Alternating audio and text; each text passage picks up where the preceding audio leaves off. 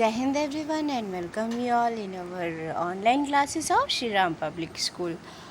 This is economics class and I am your subject teacher Babita Pandey. So here we were studying about the second unit money and banking और इसमें हमने banking का topic start किया था. Okay और last few chapters में हमने कोशिश की थी बैंकिंग की डेफिनेशन जो कमर्शियल बैंक्स कहलाते हैं उनकी डेफिनेशन क्या होगी वो समझने की कोशिश की थी. फंक्शन ऑफ कमर्शियल बैंक क्या क्या होते हैं, एक्सेप्टिंग डिपॉजिट्स, एडवांसिंग लोन, ये सब चीज़ें समझने की कोशिश की थी. Then we proceeded on money supply. Economy में मनी की सप्लाई में कमर्शियल बैंक का क्या रोल होता है ये हमने जाना. और ये रोल क्या होता है, क्रेडिट क्रिएट करने का रोल होता है मनी सप्लाई में. हाँ, जो कमर्शियल बैंक्स होते हैं वो मनी सप्लाई चेन में क्या करते हैं, एक इकोनॉमी में मनी की सप्लाई को मेंटेन करने के लिए, बढ़ाने के लिए क्रेडिट क्रिएशन का काम करते हैं. ये हमने लास्ट लेक्चर में डिस्कस किया था. स्प्रेड क्या होती है वो भी बताया था कल. और आज का टॉपिक है credit creation bye commercial bank, जो कि एक इम्पॉर्टेंट फंक्शन है कमर्शियल बैंक्स का. ठीक है, मोस्ट इम्पॉर्टेंट फंक्शन होता है ये कमर्शियल बैंक्स का, क्रेडिट क्रिएट करना. तो ये क्रेडिट क्रिएशन क्या होती है प्रोसेस, और किस तरह से बैंक्स जो हैं वो क्रेडिट को क्रिएट करते हैं, ये हम समझेंगे डिटेल में. बट उसके पहले हम ये जानने की कोशिश करते हैं, उससे एक रिलेटेड एक और इम्पॉर्टेंट टर्म है legal reserve ratio, LRR. Okay, तो ये क्या होती है पहले ये समझते हैं. लीगल रिजर्व रेशियो जो है, it is required for the banks to keep a minimum fraction of their deposits as reserve. Legal reserve ratio क्या होती है, ये बैंक्स के लिए ज़रूरी होती है ताकि वो एक मिनिमम फ्रैक्शन बैंक में रिज़र्व के तौर पर रख सके. जितना भी उनके पास डिपॉज़िट आया है उसका एक मिनिमम फ्रैक्शन बैंक में डिपॉज़िट के तौर पर रख सकें ताकि उनका डे टू डे का ट्रांजैक्शन कंप्लीट हो सके. ठीक है, फिक्स्ड बाय सेंट्रल बैंक. और ये कितना LRR कितना होगा, यानी रिज़र्व रेशियो कितनी होगी बैंक्स की, ये आपकी सेंट्रल बैंक के थ्रू डिसाइड की जाएगी. And the central bank of India, as you must be knowing, it is RBI और रिज़र्व बैंक ऑफ इंडिया. तो ये हो गई आपकी लीगल रिज़र्व रेशियो, जो रेशियो सेंट्रल बैंक के थ्रू डिसाइड की जाती है. और बैंक ऐसा इसलिए करते हैं, ये मिनिमाइज़ करके कैश को अपने पास इसलिए रखते हैं क्योंकि उन्हें पता है कि जितने भी डिपॉजिटर्स हैं, जितने भी जो बैंक अकाउंट होल्डर्स हैं, वो लोग अपना सारा डिपॉजिट मनी एक साथ नहीं मांगेंगे. हाँ, ये उनका प्रीवियस एक्सपीरियंस, बैंकिंग का जो एक्सपीरियंस है वो यही कहता है कि कभी भी जो डिपॉजिटर्स होते हैं, सारे जो डिपॉजिटर्स होते हैं, वो कभी भी एक साथ अपने डिपॉजिटेड मनी की कंप्लीट अमाउंट की डिमांड एक साथ नहीं करते हैं. वो इंस्टॉलमेंट्स में करते हैं जैसे जैसे ज़रूरत आती है. इसका एक बेहतरीन एग्जाम्पल, आपके फादर की सैलरी बैंक अकाउंट में आती है तो क्या वो एक ही दिन पूरा विड्रॉ कर लाते हैं? ऐसा तो होता नहीं है. He use to withdraw as per the needs and requirement. जब जितनी ज़रूरत होती है, जितनी ज़रूरत का मतलब पहले कुछ अमाउंट निकाल कर लाते हैं, जब वो उतना खर्च हो जाता है, then he goes again to the bank और फिर दोबारा से वो निकालते हैं. ऐसा नहीं है कि पूरी सैलरी आई तो जल्दी से निकाल लो. हाँ, और ये इसलिए होता है, हम सेविंग मतलब अकाउंट होल्डर्स के माइंडसेट के हिसाब से अगर बात करें तो वो ऐसा इसलिए करते हैं ताकि द टेंडेंसी ऑफ सेविंग ये मोटिवेट करती है उनको ऐसा करने के लिए. क्योंकि एक जनरल सी थिंकिंग होती है कि if it will be cash तो वो जल्दी एक्सपेंस हो जाएगा as compared to money deposited in bank. उसको हम फिर भी कुछ हद तक सेव कर सकते हैं. तो इसलिए जितना हो सकता है कोशिश की जाती है बैंक जो अकाउंट होल्डर्स हैं उनके थ्रू कि वो सारा अमाउंट जो है डिपॉजिटेड अमाउंट वो एक साथ ना निकालें. ओके, तो ये एक नॉर्मल सी एक ट्रेडिशनल थिंकिंग के बेसिस पर, एक्सपीरियंस के बेसिस पर बैंक जो है इस हिसाब से ट्रेडिंग करते हैं. और कितना रेशियो एक नॉर्मल जो बैंक है उसके कितने अकाउंट होल्डर्स एवरेज बेसिस पर कितना अमाउंट डेली बेसिस पर विड्रॉ करते हैं वो अपने एक्सपीरियंस के हिसाब से कैलकुलेट कर सकते हैं, एंड दैट रेशियो, वो जो रेशियो है एक, वो रिज़र्व बैंक के थ्रू डिसाइड कर दी जाती है, जिसके विद इन में, जिसके इंटरनल लिमिट्स में ही बैंक अपनी ट्रेडिंग करते हैं। नेक्स्ट आ गया credit creation bye commercial bank. अब ये कमर्शियल बैंक्स का क्रेडिट क्रिएशन प्रोसेस होता क्या है? देखो, इसमें पहले तो दो एजम्पशन बहुत ज़रूरी हैं जानना, जो कि किसी भी इकोनॉमी में ये मानकर चला जाता है कि जितने भी बैंक हैं कमर्शियल बैंक, एक कंट्री में जितने भी कमर्शियल बैंक हैं वो सभी एक सिंगल यूनिट है। चाहे आप उसको स्टेट बैंक ऑफ इंडिया ले लीजिए, पंजाब नेशनल बैंक ले लीजिए, कैनरा बैंक ले लीजिए, इलाहाबाद बैंक ले लीजिए, कोई भी बैंक ले लीजिए, वो सब अलग अलग बैंक्स को या अलग अलग उनको बिजनेस यूनिट के तौर पर नहीं माना जाएगा। वो सब एक सिंगल यूनिट है, and this is called as bank. Okay, वो सिंगल यूनिट क्या कहलाती है? बैंक। तो इसलिए उनकी पॉलिसीज़ भी हमेशा एक होती हैं। आप जाकर देखिए, कभी भी अगर आप लोन लेने के लिए जा रहे हैं तो पर्टिकुलर एक कैटेगरी, जैसे two wheeler loan, personal loan, home loan, अगर आप किसी एक पर्टिकुलर कैटेगरी के लिए इंक्वायरी करेंगे किसी बैंक में, तो आपको जो इंटरेस्ट रेट होगा वो वहाँ पर भी वही होगा। आप दूसरे बैंक में जाओगे तो वहाँ पर भी वही होगा, सेम इंटरेस्ट रेट होगा, है ना? क्यों? क्योंकि वो अपने आप को एक सिंगल यूनिट मानकर चलते हैं, एक सिमिलर यूनिट मानकर चलते हैं। ऐसा नहीं है कि हम अलग अलग कंपनीज़ हैं, वो ऐसा मानते हैं कि एक यूनिट के तौर पर जब हम काम करेंगे तभी सबका इक्वलाइज प्रॉफिट होगा और इकोनॉमी एक सही तरीके से डेवलपमेंट कर सकती है। ठीक है, तो पहला तो एजम्पशन यही है कि सारे बैंक अपने आप को एक सिंगल यूनिट मानते हैं एक कंट्री के अंदर में। ठीक है, ऐसा नहीं है कि दूसरे देश के बैंक भी इसमें इंक्लूडेड होंगे। ठीक, सेकेंड एजम्पशन जो है वो ये है कि there is no cash receipt and payment. हम ये मानकर चलते हैं, बैंकिंग के कॉन्सेप्ट में हम ये मानकर चलते हैं कि कैश ट्रांजैक्शंस नहीं हो रही हैं। जो कुछ भी है वो किसके थ्रू हो रहा है? बैंक की ट्रांजैक्शन के थ्रू ही हो रहा है। जो भी आपके थ्रू चेक हो गया या विड्रॉल करके, इस तरह से जो इकोनॉमी का पूरा प्रोसेस है वो किसके थ्रू हो रहा है? जो भी बिज़नेस ट्रांजैक्शंस हैं, सारी कंप्लीट ट्रांजैक्शंस वो कैश में ना होकर बैंकिंग के थ्रू, बैंकिंग ट्रांजैक्शंस की फॉर्म में ही हो रही हैं। ये दो एजम्पशंस हो गए आपके क्रेडिट क्रिएशन के। ठीक है, अब क्रेडिट क्रिएशन एक्चुअली होता क्या है, इसका छोटा सा मैं एक यहाँ पर आज टॉपिक ये स्टार्टअप करती हूँ और डिटेल एक्सप्लेनेशन, क्योंकि मुझे पता है कि एक दिन में ये टॉपिक क्लियर नहीं होगा, तो I will try to explain it in next video also, ताकि आप लोगों को कोई डाउट ना रह जाए। तो क्रेडिट क्रिएशन की प्रोसेस क्या होती है वो आगे देखिएगा। मैंने एक एग्जांपल से समझाने की कोशिश की है यहाँ पर। देखो, credit creation bye commercial bank क्या है।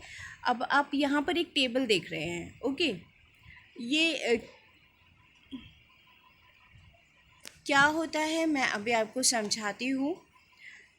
सपोज़ करिए कि हम एक एग्ज़ाम्पल ले रहे हैं, हाँ, कि लोगों ने किसी बैंक में, किसी एक बैंक में जमा किया है पैसा, विच इज़ इक्वल टू ₹1000। हाँ, 1000 रुपीज़ के बराबर है वो। ठीक, यहाँ ये एग्ज़ाम्पल आप क्लियरली देख लीजिए। तो यहाँ पर देखिए, ये जो 1000 रुपीज़ हैं ये आपका प्राइमरी डिपॉज़िट हुआ। प्राइमरी डिपॉज़िट है ये। और अब ये ध्यान दीजिएगा कि प्राइमरी डिपॉज़िट्स क्या होते हैं। Primary deposits are the original deposits which are deposited by the people. Okay, जो भी लोगों ने डायरेक्टली डिपॉज़िट किया है उस बैंक में, कैश की फॉर्म में डिपॉज़िट किया है, वही अमाउंट जो है आपका क्या कहलाता है? प्राइमरी डिपॉज़िट किया जाता है। अब हम ये मान ले रहे हैं कि उस बैंक की जो LRR है वो 20% है। LRR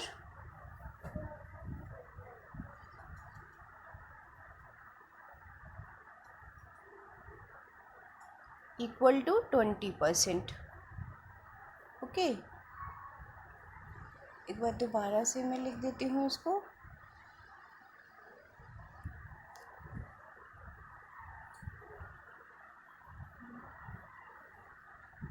LRR इक्वल टू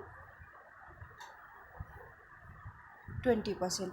तो अभी हम ये मानेंगे कि भाई देखो 1000 रुपीज़ जो प्राइमरी डिपॉजिट है, हाँ, उसका 20% हमें कैश डिपॉजिट के तौर पर रखना होगा अपने पास एज बैंक। ओके, और बाकी जितना पैसा बचा उसको हम आगे लोन के तौर पर प्रोवाइड कर सकते हैं। ठीक, तो अब ये क्या निकल कर आ गया, देखो 1000 रुपीज़ की प्राइमरी डिपॉजिट थी, यहाँ इसका 20% कितना हुआ, 200 रुपीज़। ये 20%, ओके, तो ये हो गया आपका मिनिमम रिज़र्व। और इसके बाद में 800 रुपीज़ ये क्या हो गया, लोन के तौर पर उन्होंने जमा कर दिया। ठीक है, अब ये 800 लोन क्या वो कंप्लीट अमाउंट वो एक जिसको भी लोन ग्रांट किया गया उसको पूरा का पूरा दे दिया गया, ऐसा तो है नहीं, क्योंकि बैंक हमेशा ये कहते हैं कि भाई आप अकाउंट खोलिए और जितनी बार में आपको, जितनी किश्तों में आपको ज़रूरत होगी, हम इतने अमाउंट तक का लोन आपको देंगे इंस्टॉलमेंट्स में, आप एक बार में उसको विड्रॉ नहीं कर सकते हो, ऐसी कंडीशंस भी लगाते हैं बैंक। ठीक है, तो अब यहाँ पर देखो, यहाँ पर अगर 2000 जो है वो रिज़र्व के तौर पर रिटेन हो गया बैंक के पास, और 800 जो है वो लोन के तौर पर दे दिया गया। ठीक है, अब जो पर्सन जो बैंक में लोन पा रहा है, ये 800 यहाँ पर जो लोन मिला, ठीक, ये 800 वापस किसी और सेकंड पर्सन का क्या हो गया, डिपॉजिट हो गया, है ना, वो डिपॉजिट हो गया। अब now the person who receive the loan worth ₹800 do not get cash money from the bank, वो तो नहीं पाएगा उतना कैश में, है ना। अब यहाँ पर क्या है, बैंक अपना एक अकाउंट, मतलब अपने बोरोवर का एक अकाउंट ओपन करता है। तो अब बुक्स में क्या हो गया, बुक्स में ये 1000 प्लस 800 या आपका जो है, या फिर कह लीजिए आप यहाँ पर सेकंड लेवल पर 800 का आपका, सीधी भाषा में समझिए तो 800 का आपका यहाँ पर क्या हो गया, डिपॉजिट हो गया। हाँ, डिपॉजिट हो गया। अब हम फिर वही जो है वो अपना एजम्पशन लगाते हैं कि सभी लोग एक साथ डिमांड नहीं करेंगे कंप्लीट अमाउंट की। अगेन ये 800 का 20% हम रख लेंगे रिज़र्व के तौर पर, तो 800 का 20% कितना, 160 रुपीज़ हो गया, और 640 रुपीज़, यानी 160 हमने 800 से माइनस कर दिया तो कितना बचा, 640 रुपीज़। ये हमारा फिर वापस दोबारा से लोन के लिए अवेलेबल हो गया। अगेन हमने ये 640 रुपीज़ किसी को लोन के तौर पर दे दिए, तो ये फिर दोबारा वही प्रोसेस, यहाँ पर लोन के तौर पर अगेन एक बैंक अकाउंट में आ गया वो मनी। ठीक है, सिमिलरली रिपीटेडली ये क्या हो गया, यहाँ पर देख लीजिए आप कितना, 327 रुपीज़ 68 पैसा, इतना तक ये बैंक अकाउंट में आ गया। और अब जो है वो 20% रिज़र्व 65 रुपीज़ यहाँ पर जमा हो गया है बैंक में, और यहाँ कितना हो गया जी, यहाँ हो गया 262। ओके, तो इस तरह से आप ये देख रहे हैं कि किस तरह से पैसा, ओरिजिनल जो प्राइमरी डिपॉजिट था वो हमारा था सिर्फ 1000 रुपीज़, हाँ, और उसके बेसिस पर हमने कितने तक की डीलिंग कर डाली, वो है आपकी 4000 रुपीज़ की। ओके, 4000 तक का हमने पूरा ट्रांजैक्शन कर डाला, जो लोन दिया हमने 4000 तक का लोन दिया। हमारे जो टोटल डिपॉजिट्स हो गए वो कितने हो गए, 5000 हो गए, और हमारा जो रिज़र्व है वो कितना आ रहा है, 1000 आ रहा है। ओके, तो इस तरह से रिज़र्व 1000 आ रहा है, क्यों, क्योंकि ये कैश रिज़र्व जो मिनिमम रिज़र्व रखा जाता है वो था, और वो किसके इक्वलेंट हो गया, वो इक्वलेंट हो गया हमारे प्राइमरी डिपॉजिट के। हाँ, प्राइमरी डिपॉजिट के इक्वलेंट हुआ। ठीक, यहाँ ये इक्वल टू हो गया इसके। ओके, और इस तरह से क्रेडिट क्रिएशन प्रोसेस चलती रहेगी हमारी तब तक, कब तक, जब तक कि ये टोटल अमाउंट बराबर हो गया। अब इसके बाद अगर फर्दर ऑन ये 262 का लोन हम प्रोवाइड करते हैं किसी को, तो हमारे पास रिज़र्व रखने के लिए कैश में पैसा नहीं बचेगा, इसलिए ये लास्ट लिमिट हो गई आपकी लोन ग्रांटिंग की, और इसके बाद आप लोन नहीं प्रोवाइड कर सकते किसी को। ठीक है, तो इस तरह से ये क्या हुआ भाई, टोटल डिपॉजिट्स हो गई 5000 की। अब ये पूरा प्रोसेस जो है वो क्या कहलाता है, क्रेडिट क्रिएशन कहलाता है। मैंने एक इनिशियल इंट्रोडक्शन दिया है। कल हम क्रेडिट मल्टीप्लायर, जो आपके primary deposits, credit creation, credit multiplier, legal reserve ratio, इन सब का क्या कनेक्शन होता है, ये सब चीज़ें किस तरह से बैंकिंग प्रोसेस में काम करती हैं, वो सारी चीज़ें मैं समझाने की कल कोशिश करूँगी अगले वीडियो में। आई होप आपको ये क्रेडिट क्रिएशन का प्रोसेस समझ में आया होगा। हाँ, एक बार दोबारा से मैं रिपीट कर दूँ। ओरिजिनली लोगों ने जितना पैसा बैंक में कैश की फॉर्म में जमा किया उसको हम बोलते हैं प्राइमरी डिपॉजिट।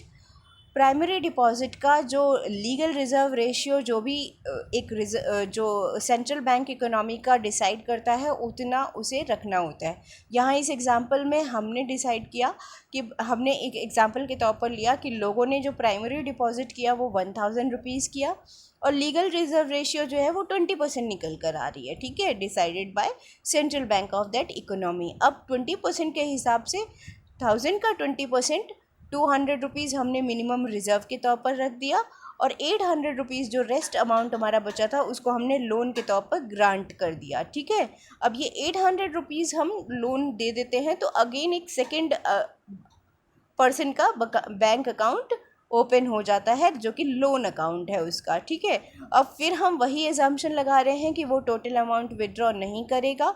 फिर अगेन 20% हमने मिनिमम रिज़र्व के तौर पर रखा और दोबारा से 640 जो 20% माइनस करने के बाद 800 में से बचा उसको हम अगेन एक थर्ड पर्सन को लोन के तौर पर ग्रांट कर दे रहे हैं। ये प्रोसेस हमारी तब तक चलती रहेगी जब तक कि 20% रिज़र्व रखते हुए हम आगे लोन ग्रांट कर सकते हैं। फाइनली ये जो मिनिमम रिज़र्व का अमाउंट आ गया, ये जो मिनिमम रिज़र्व का अमाउंट आ गया ये हमारा इक्वलेंट हो गया हमारे प्राइमरी डिपॉजिट के 1000। ये किसके इक्वल हो गया? प्राइमरी डिपॉजिट के। यहाँ भी 1000 था और यहाँ भी 1000 हो गया। इसका मतलब अब आगे और वो बैंक लोन प्रोवाइड नहीं कर सकता। अगर करेगा तो उसके पास कैश नहीं है लोगों को देने के लिए, ठीक है। तो इस तरह से अब वो आगे लोन प्रोवाइड नहीं कर सकता। और ये आपने जो पूरा प्रोसेस देखा, किस प्रोसेस को, 1000 का जो अमाउंट था उसको हमने किस तरह से 5000 में कन्वर्ट किया और हमने 4000 का लोन डिस्ट्रीब्यूट किया। भाई 1000 तो हमारा कैश डिपॉजिट है ही, लेकिन हमने 4000 रुपीज़ उस 1000 के बेसिस पर 4000 रुपीज़ हमने लोन के तौर पर डिस्ट्रीब्यूट कर दिए। ये है क्रेडिट क्रिएशन, ये है प्रोसेस ऑफ क्रेडिट क्रिएशन जो कि कॉमर्शियल बैंक करते हैं एक इकोनॉमी में, जिसकी वजह से मनी का फ़्लो बहुत अच्छा और एक smooth flow of money maintain हो पाता है किसी भी इकोनॉमी में।